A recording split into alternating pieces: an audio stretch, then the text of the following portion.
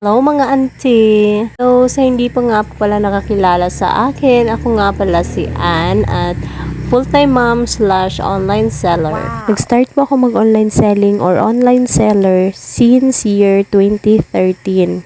Naalala ko pa nga po noon na yung capital ko is from maternity benefits ko po nung first baby ko. At yun na nga po yung ginamit kong pangpuhunan at yun na nga nagsimula na akong magbenta. Tina-target ko muna yung yung mga kailangan ng mga customers ko. Nagsimula din po ako sa maliit hanggang sa naging tuloy-tuloy na at hanggang kumita naman ako ng hindi naman ganun kalaki pero at least meron. At until now po, nag-online seller din po ako hanggang ngayon. Yung tipong sa'yo na lahat, yung pagpapacking, yung pag-prepare ng kahit na ano na lang, ganun, sa'yo na lahat. Ganun po ang buhay online seller.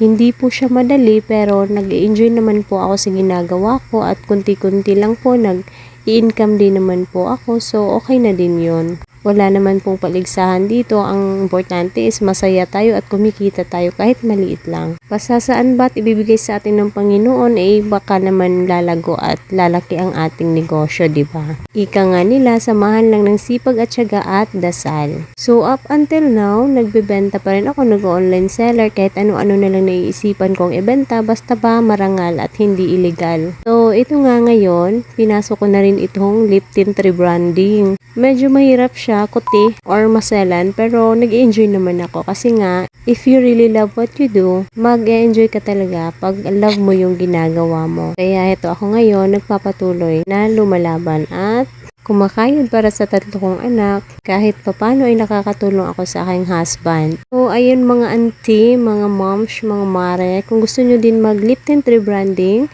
i-PM nyo lang po ako at para maturuan at matulungan ko po kayo. Kung gusto nyo lang po, ha? So, comment, like, and share this video kung nagustuhan nyo po. At i-follow nyo na lang din po ako at ang aking page and closet. Thank you and bye!